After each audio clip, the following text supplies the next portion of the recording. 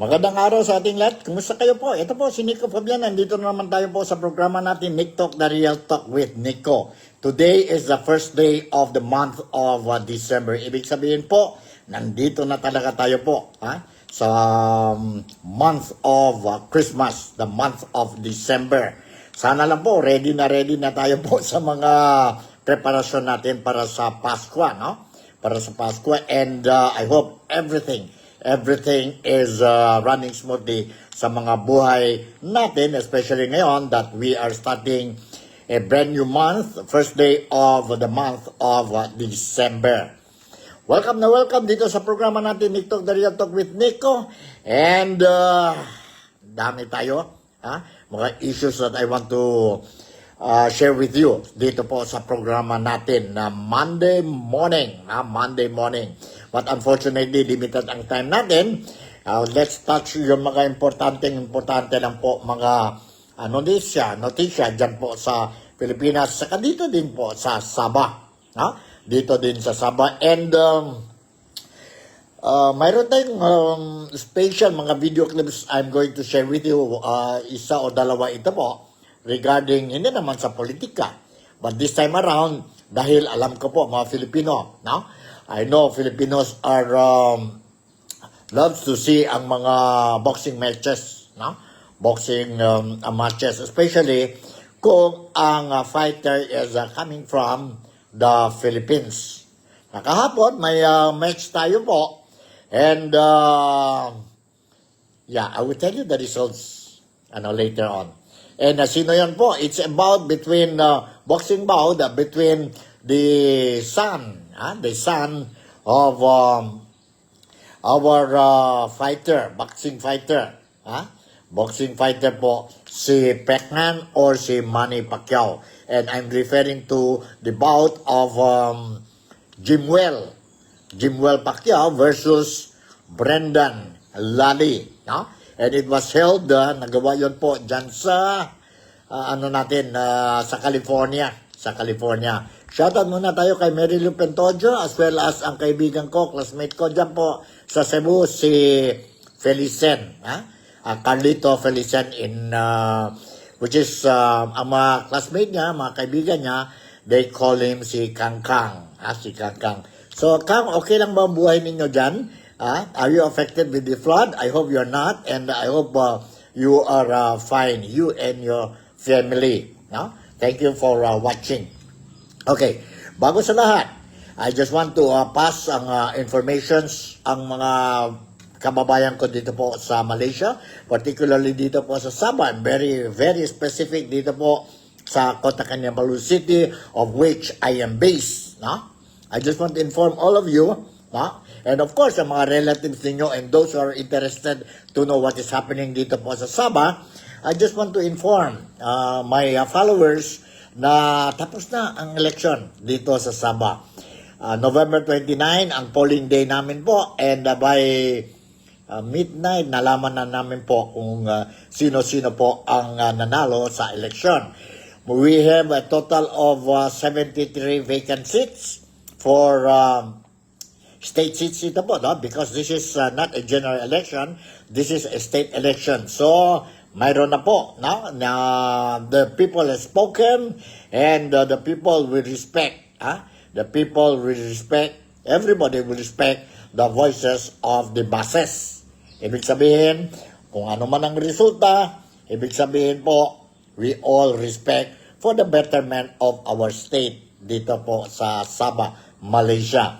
Okay, ang resulta po, in passing, I just want to inform everybody po that ang former chief minister natin, or incumbent chief minister ng Sabah, before the election, si Dato Sri Haji Jinor, is now again, for second term, is the new, or sabihin natin, he will continue his role as the Chief Executive of Sabah, or Chief Minister of Sabah po for the second term na po. Ibig sabihin, he was chosen by his party to lead ang gobyerno ulit dito po for another 5 years.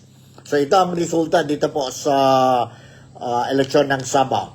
For the benefit those hindi pa alam, ang mga Filipinos dito sa Sabah, saka mga relatives natin or those interested dyan po sa Pilipinas and other overseas Filipino workers na who's watching itong programa po, this is the result of the Saturday, November 29, Sabah election po.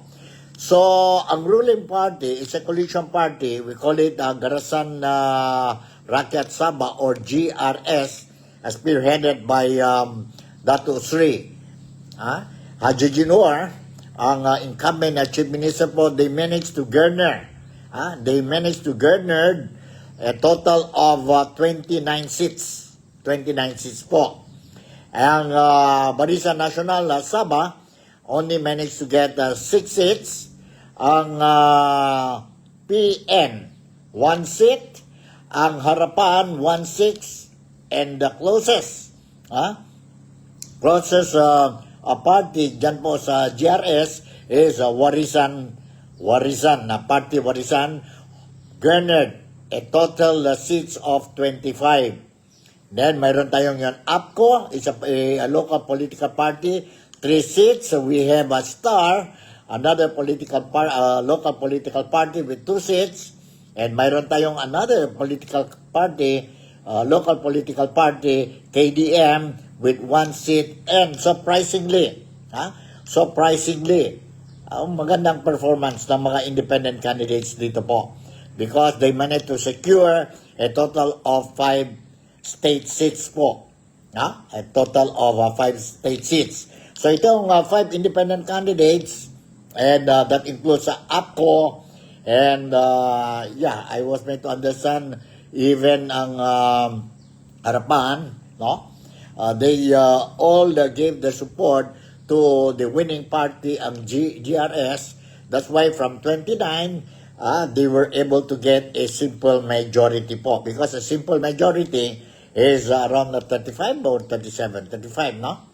Out of the 73, simple majority is around 35. So they managed to get that number with the help of APCO, the 5 independent candidates, and others. No? Now they managed to get the simple majority. And because of that, then they are qualified to form the next government po. And among the party, dyan po sa GRS, they elected again or appointed again si Dato Sri Haji Jinor to be the Chief Minister of Sabah for 5 years siya po. But anyway, performance ng opposition, kagaya itong Warisan or Party Warisan, is a very good performance po because he's the only, Party Warisan is the only solo party, local party, political party po, no? Isa lang siya po, solo lang siya, wala siyang coalition, no? And yet they managed to get 25 seats. While ang GRS is a coalition party. Ibig sabihin may mga iba-iba pang political party from the federal or its federal parties po. So the only political local party po is Warisan or Party Warisan, and they managed to get as much as 25 seats. Malapit na po to form the government. And anyway, this Party Warisan is spearheaded by former Chief Minister din po, si Dato Sri Shafi Abdal. And during the press conference po, after the election yesterday, busy-busy din kami. Now, may mga press conference po, and he thanked ang mga supporters ng Party Warisan po for giving the trust sa Party Warisan. So now we are looking at, okay, walang gulo ang election natin po, and we are looking forward, ang mga botante dito, ang mga Malaysian Sabahans. You are all Malaysians, but if you are staying in Sabah, you are being called as Sabahans. So, Malaysian Sabahans. The Malaysian Sabahans will be working together, and we were made to understand some political parties is now supporting the ruling party ngayon po, ang GRS. So, okay na okay po. Maganda ang election. And we will have another general election after 2 years or before. Mayroon pa ang term sa parliament. Mayroon pa tayong I think around 2 years na lang po or less than 2 years po. And then we are going to have our general election po sa Malaysia. So when we talk about general election po, it means they will be electing ang members ng parliament. Members ng parliament, ibig sabihin ang mga, kagaya yun sa atin siguro, kung sa Pilipinas yun, we call it mga senator. Member of parliament. Ang state assemblyman is parang congressman yun sila po. Something like that. Something like that. And anyway, let's see kung ang party Warisan will also have a good show come the parliamentary election or the general election. May 2 years pa yata tayo, before schedule na naman ang Malaysia to hold the general election. Alright. So, ganito na. Yun po ang latest updates natin tungkol sa Sabah election. Okay, punta naman tayo dito po o dyan po sa Pilipinas, wherein everybody knows, And I've been monitoring ang situation dyan po sa Pilipinas, especially yesterday, because yesterday we celebrated, or ang Pilipinas celebrated ang Bonifacio Day ba yun? October 30. And dahil dyan po sa celebration, so Andres Bonifacio, yes. Now, mayroon din nagawa ng malaking rally dyan po sa Pilipinas, ang trillion peso march, nagawa din po. And other political organizations and NGOs, including religious groups po, they participated sa rally kahapon po. In fact, dapat sana yon dalawang venue po, different organizers, sa Luneta, but medyo may nagiging problema sa Luneta po. But ang ano talaga kahapon is dyan po sa People Power Monument po. Monument. So, estimated, sabi ang po ang Philippine National Police nationwide. Nationwide participated something like 90,000 participants. So, ang mga participants were shouting for resignation of President Bongbong Marcos. At the same time, they're also shouting for the resignation of the Vice President, si Sara Inday Duterte, for reasons we don't know. But based on the rally, they said because mayroon din po corruption si Inday Sara Duterte or Vice President because of the confidential fund. Kay President Marcos, they are calling because of ito din malaking issue dyan po sa Pilipinas, ang flood control project, anomalous deal, as well as itong National Budget 2025 and the National Budget 2026 po. Na may malaking question marks sa mga items po. But according to the government ni Marcos Jr., the President or PBBM has no plans to step down. He will continue until the last day as President of the Philippines, and it means hanggang 2028. There is no such thing as stepping down or resigning because of the call of the masses. He will not listen to that po. He will not listen to that. Ang mga tao, mga Filipino, keep on shouting transparency. We are shouting about accountability, and we are shouting about justice because of this corruption issue dyan po sa Pilipinas, which involving not only millions, but trillions, billions, and trillions po. Grabe po. And because of this corruption po, nahirapan ang mga Filipino ang daily lives natin po, sira ang pangalan natin, ang reputasyon, ang image natin, hindi lang sa Pilipinas but also sa iba-ibang parte or ibang nasyon po. Ang ekonomiya natin po baksak. Ang mga essential goods natin, mga presyo natin po dyan sa Pilipinas, tumaas talaga po. Tumaas talaga. And nahirapan talaga ang mga Pilipino po. Kaya nga, we are shouting po, ikulong ang mga magnanakaw. Ang problema lang dyan po, sabi, karamihan ng mga Filipinos, including na kami dito po sa Malaysia, dito po sa Sabah, it is already okay na sa amin na mayroon names o nag-file na ng kaso sa kanila and issued na ng warrant of arrest. Okay na yon, pwede na yon po. But, nagagalit ang mga Filipino po is that lahat na lang ito po, mga dilis, mga maliit-maliit na tao po, mga engineers, Pero yon malaking tao, ang malaking isda po, hanggang ngayon wala pa po. Sa mga maliit na isda, sabi nila po, pwede na ito, mayroon na tayong ebidensya. Dali-dali na tayo before they will not have Merry Christmas. They will not have Merry Christmas. Before Christmas, kulong na sila. But itong mga malaking isda, sabi nila, they are still gathering evidences po.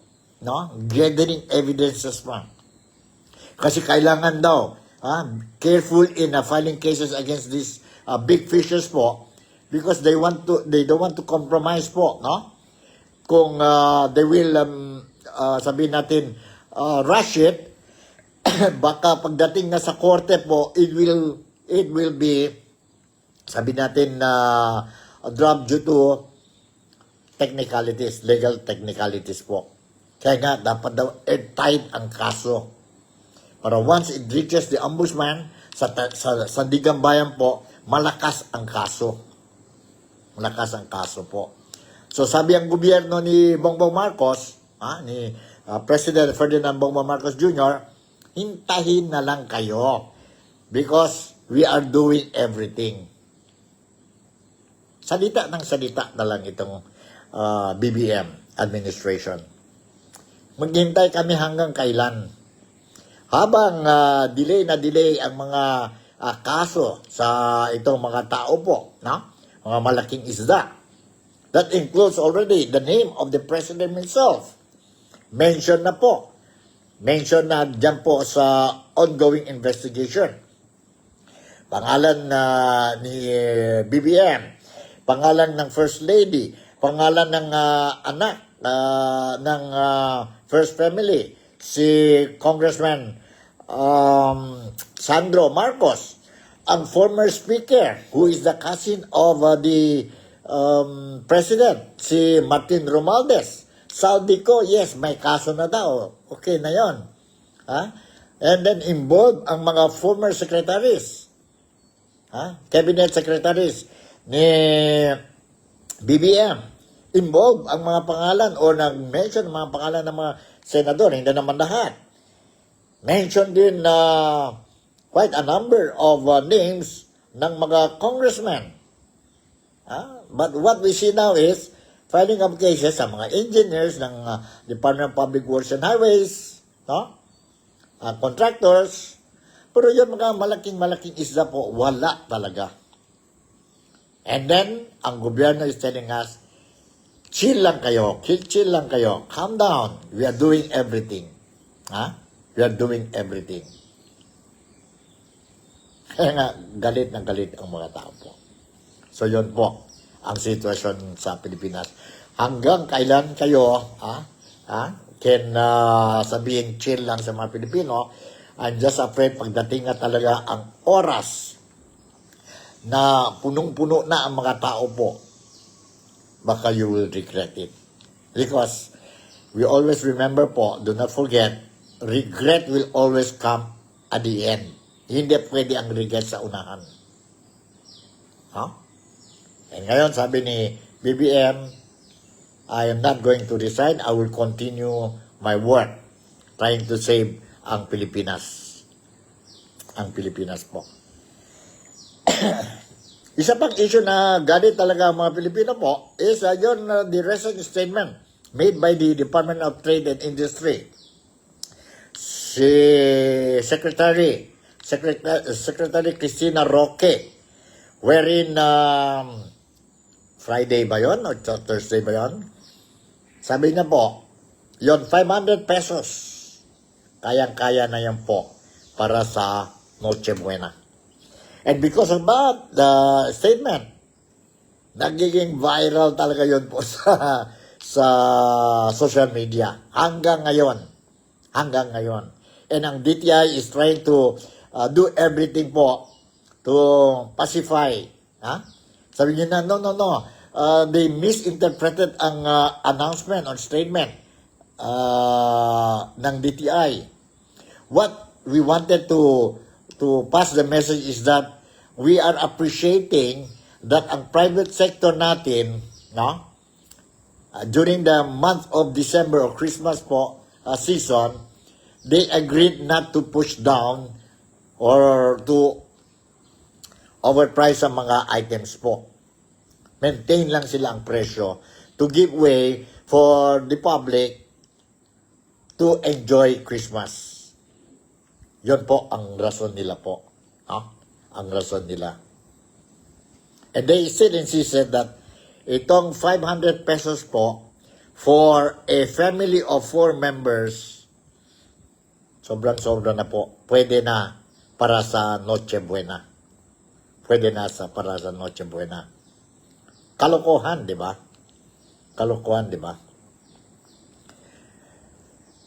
Pwede, 500 based on what itong DTI is showing sa video clips nila po. But anong klase ang preparasyon po? How big? Isang plato lang po for 4 people, tatay, nanay, 2 anak. Kung ang 2 anak nila po is around, 10 years old, 15 years old po. Isang plato ng spaghetti. 4 kayo. Grabe naman. Parang, for me, it's insulto po, no? And one thing po, we are celebrating Christmas, hindi po. Dahil po sa, it will be Merry Christmas already po kung mayroon tayong, pagkain na isang kutsarita lang tayo po. Bawat isang tao magkain po sa Noche Buena. Remember, Christmas is very significant celebration sa mga Filipinos. Dahil po, by tradition, we are welcoming our Savior Jesus Christ, the birth of Jesus Christ. This is very significant. At alam na ninyo po, DTI, USEC Secretary, di ba? Filipina din kayo. Alam na ninyo po, paano ang selebrasyon, maskin mahirap na ang tao, ang Pilipino po, pagdating sa Pasko po, they will really try to do something. May pagkain po. Kaya sa mga birthday po, maskin paano, may pagkain po. May pansit ba dyan, no? At malaki ang pamilya ng mga Pilipino. And then now you keep on telling us, kasya na yan 500. Depende lang sa budget. And then you're telling us, with that 500, no need to buy mga branded ham, branded spaghetti. Diyon na lang ordinaryo para mura. Grabe, ano? Yun na lang ba ang tingin nyo sa mga kapwang kababayan ninyo? Kayo nasa itaas, kayo may pera po. You go for branded items. Mga hamonada, may brand, may pangalan. Pero kayo mga Pilipino, mga mahirap dyan, pwede na yan, 500, sige nga, pwede na yan. You can celebrate already. Pwede na yan. para Pasko natin ngayon, saka sa New Year, 500. Pwede na yon. Grabe no ang tingin ninyo sa amin. And sino ba naglagay sa inyo dyan po? Saan galing ang pera ninyo po? Kayo naman, enjoy na enjoy kayo. Imagine si Yusek Castro was saying, I saw in one of the video clips, sabi niya po, she was telling na mayroon daw siya nakita ng video na explain kung ano-ano, and then mayroon pa daw lechon. Lechon daw, pwede pa sa 500. Pero yung lechon po is tinapay lechon. Mayroon man sa Pilipinas mga tinapay lechon po. Ganon na ba? Habang kayo may real lechon talaga kayo sa bahay ninyo, sa Noche Buena, and then, you are telling us, basta lechon yon, whether real ba yon o tinapay lang yon, basta may lechon na. Noche Buena yon sa inyo. Grabe, ano?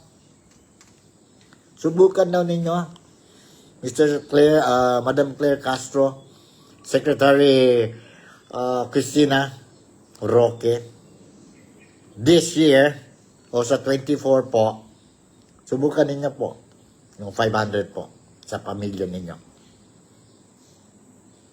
Sa pamilya ninyo. You try. And then we will see.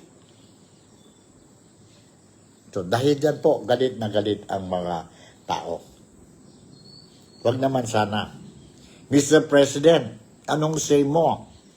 Maingay na maingay itong issue. Wala din. Walang say ni BBM. Maski sabihin na lang sana siya sa publiko, come out openly and say, galit ako. Wrong yun ang statement. Mali yun po. Insulto yun sa mga Pilipino. Pilipino din ako. Ako ang presidente ninyo. I will ask my secretary, and ito si Yusek Castro, to come and see me in my office and explain why you issue this kind of statement. Wala po. Presidente, keep quiet. Ibig ba sabihin, he agreed this kind of idea? I'm not favoring anybody. But I'm just thinking, sana mali ako po. Kung itong issue nangyari during the time of Tatay Digong, grabe na siguro ang mura ni Tatay Digong sa mga tao involved dito po who gave this kind of statement. 100% po. Grabe ang mura ni Tatay Digong. Pero ang presidente, BBM natin po, wala. Parang walang nangyari. Parang we did not hear anything. Wala po. They keep on promising lang, okay, wala silang Merry Christmas. Sino po sila? Mga malaking isda. Maliit na isda. Pero kayo, dyan, mga malaking isda, super Merry Christmas kayo po.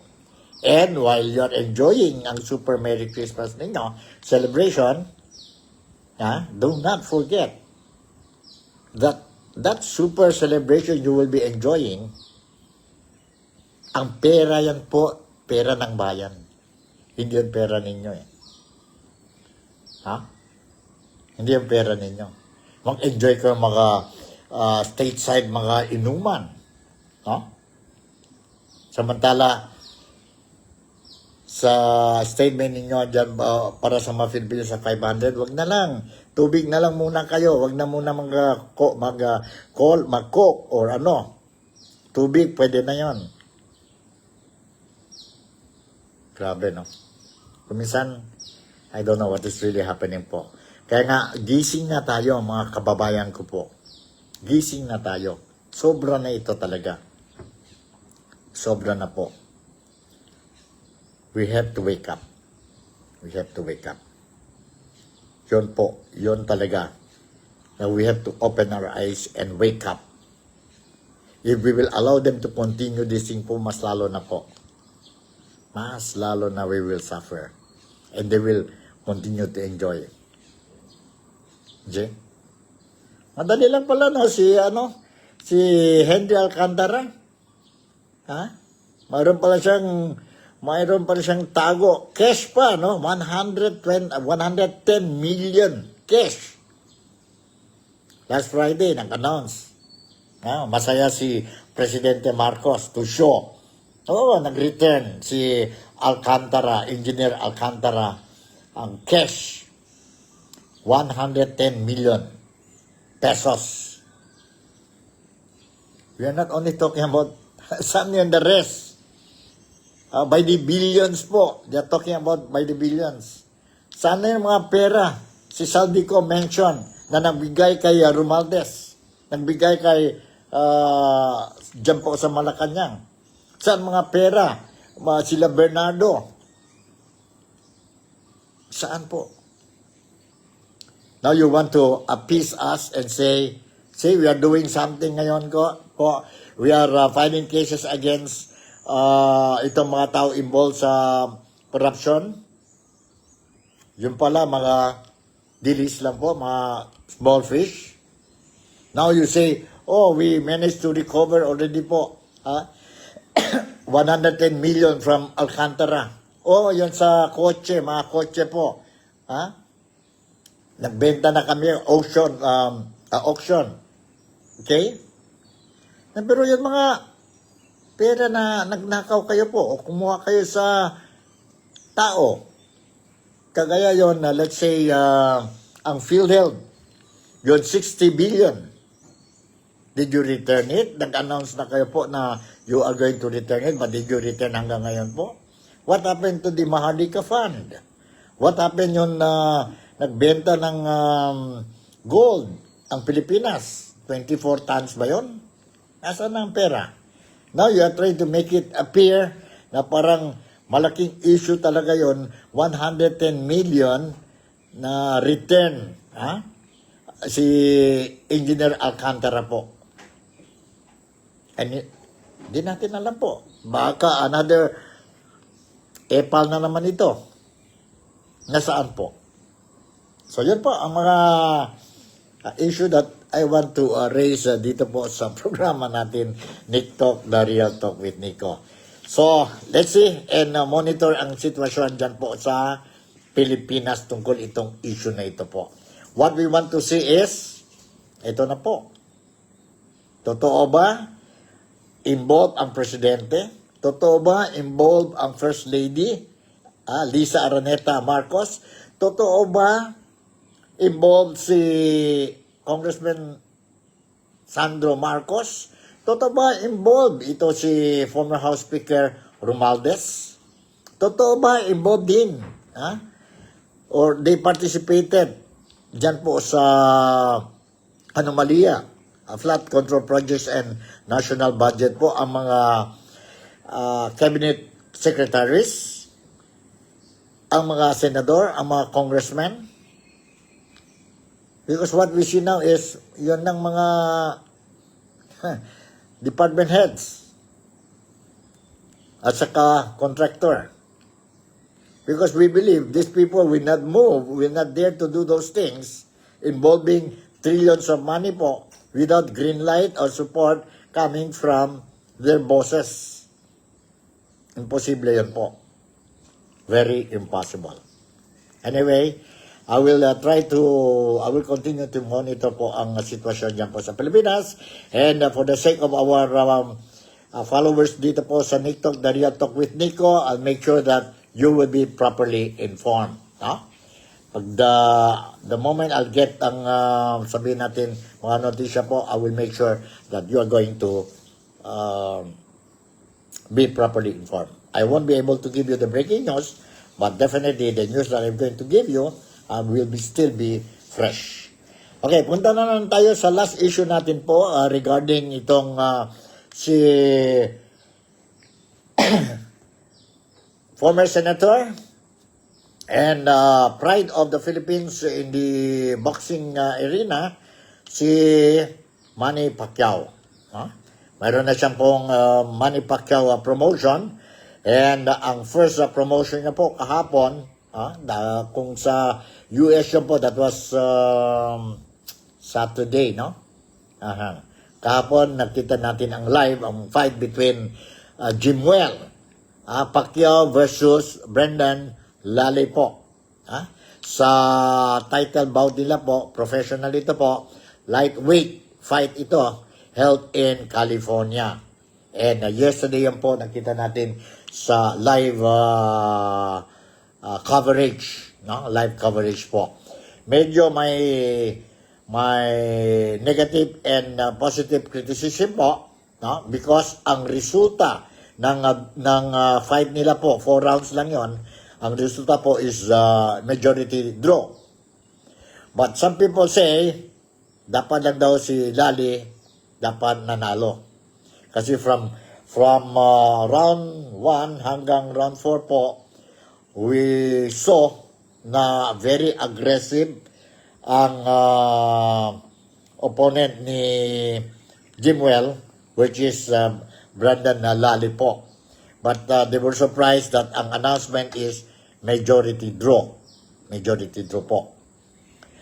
Okay, I'm a Filipino. I have to support also si Jimwell.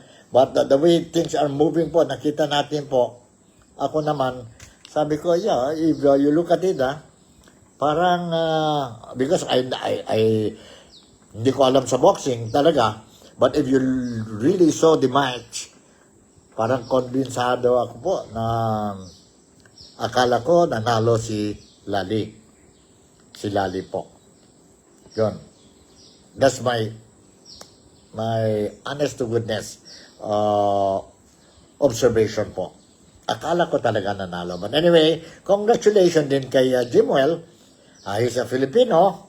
And as a Filipino also, I'm happy na at least nag-draw kaysa na natalo.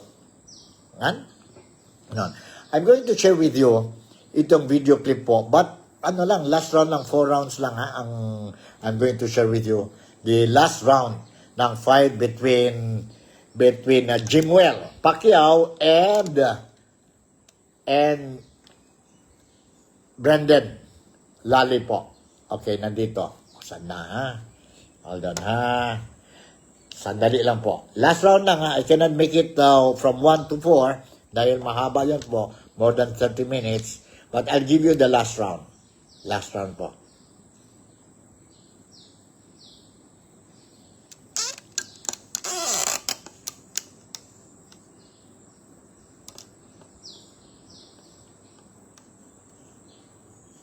Ito na po, ang last round nila.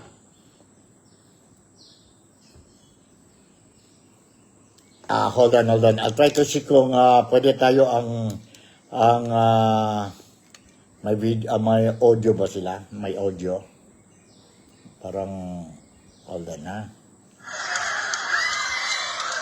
Hold on. May audio tayo. Sandali po.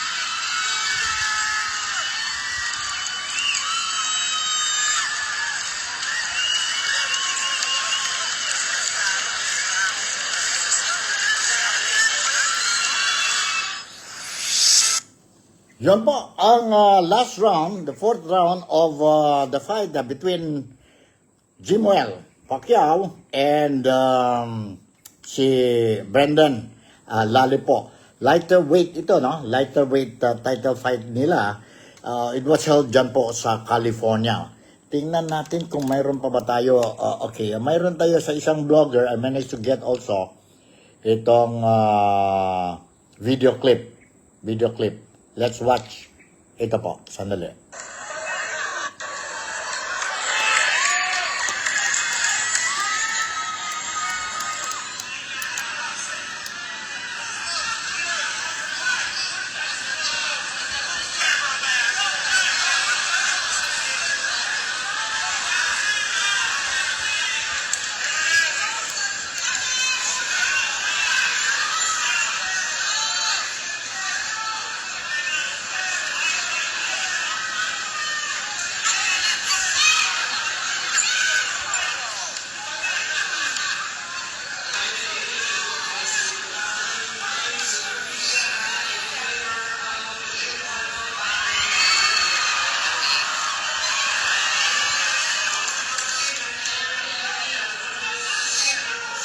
Mates. 30 and majority decision is a majority draw. Alright, ayun po ang fight ni Jimuel and Lally or Brendan. Brendan Lally po. So this is the first debut or the debut fight of Jimuel as a pro boxer, no? And this is the debut also of the Manny Pacquiao promotion, no? Promotion po diyan po sa United States. He did this Manny Pacquiao promotion kailan ba yun, during the Thriller Manila anniversary, wherein ng anak din ni Manny Pacquiao, si Emmanuel Pacquiao. This is ang anak ni Manny Pacquiao sa ibang nanay, no? Si Eman. And si Eman won po dyan po sa fight na yan po. Thriller Manila anniversary, no? Held in Manila po. I think last month ba yun? Last month ba yata, if I'm not mistaken po. So dalawang Pacquiao now, magkapatid, half-brother sila po. Isa si Eman or Emmanuel Pacquiao, and the other one is si Jimuel Pacquiao po. Boxer following the footstep of their father, who is legendary boxer po, coming from the Philippines po. It is the pride of the Filipinos po. Let's see po ang futuro nila po, and kung tutok talaga din ang tatay nila, si Manny Pacquiao po, train talaga ang mga anak niya po, baka this will be, they're on the way, making the name po to be champions in the boxing arena. I will show you one video clip po wherein si Jessica Soto interviewed kay Eman Pacquiao. Ang anak niya po coming from a different mother po. And nandito po, let's watch and listen to this interview made by Jessica Soho. Let's watch and listen to this. Pakiramdam. Nandun ka, musta ka na? Maayos naman po. Oo, nanalo ka, di ba? Opo. O, ang pakiramdam. Nandun ka sa stage. Tapos, si daddy mo, ano ba tawag mo kay Manny? Daddy. Si daddy mo, katabi niya si Presidente. Pinakilala po ko yung daddy kay President po. Tapos, parang pinagmalaki niya po na ako po isang undefeated. Tapos, boxer niya po ako. Ganun po. Wow, ang pakiramdam. Pinagmalaki ka ng tatay mo. Siyempre po, masaya po ako. At saka, thankful po kay God na nabigyan din po ng ganong opportunity. Okay. Si Jinky, okay ba kayo ni Jinky? Ayos naman po kami ni tita. Paminsan-minsan nag-uusap naman po kami. O, kasi iba yung intriga dahil nandun din siya O, walang intriga. Wala naman. Okay kayo. Okay. Ayun. Mabutit maliwanag yun. Man, ikwento mo nga kung paano ang naging buhay mo. Mula nung maliit ka. Nung bata po ako, nag-start po ko ng boxing, 9 years old. 9 years old? Opo. Yung nakita ko UFC. Doon po ko na-inspired na nagkaroon po ng interest na mag-boxing. Tapos po, sumali po ko sa fiesta doon po sa lugar namin doon sa Tagum para magkaroon ako ng experience masubukan ng boxing. Tapos, nakalaban ko po yung isa sa mga bully ko sa school. Yung Yun ang bully sa'yo. Opo. Kinalaban mo. Pero hindi ko pa po alam na siya pong magiging kalaban ko. Kumbaga, ang alam ko lang may laban talaga. Tapos, Nag-fight kami for 3 rounds. Natalo niya ako kasi naubusan ako ng hangin nun. Kasi mata pa ako nun eh. Tsaka nanalo ako ng 200 pesos. At yun, binigay ko sa mama ko. ang daddy mo, anong kwento niya sa'yo? Nagtatanong ka ba, ba't di kayo magkasama? Ano nangyari? Nung maliit pa po ako, naintindihan ko na kaagad yung sitwasyon. Maaga po kong na-matured sa mga nangyari po sa buhay ko. Tapos, ayun po, naintindihan ko po na meron rin po siyang sariling pamilya. Kaya hindi na po ko masyado nagtatanong bakit may ganito ganyan. Magkausap na ba kayo ng masinsinan? Opo, tungkol heart to dito? heart po. Opo. Anong sabi niya? Pwede i-share? Humingi na rin po siya ng tawad sa akin. Pinatawad ko rin naman po siya. Saka sabi ko po sa kanya na dad, naintindihan ko rin po sitwasyon niyo. Ang importante lang sa akin na makasama kayo, makapiling kayo. Papasalamat din po sa pagsuporta niyo sa akin sa boxing. Pero I understand na hindi naging madali ang buhay niyo ng mama mo mula nung maliit ka pa. Ano naaalala mo? Naalala ko po yung mama ko. Pagtapos ko ng boxing, 9 years old ako. Pinisita namin si daddy. Punta kami ng mga sa birthday niya, doon sa mansion niya po. Sa Jensan? Opo.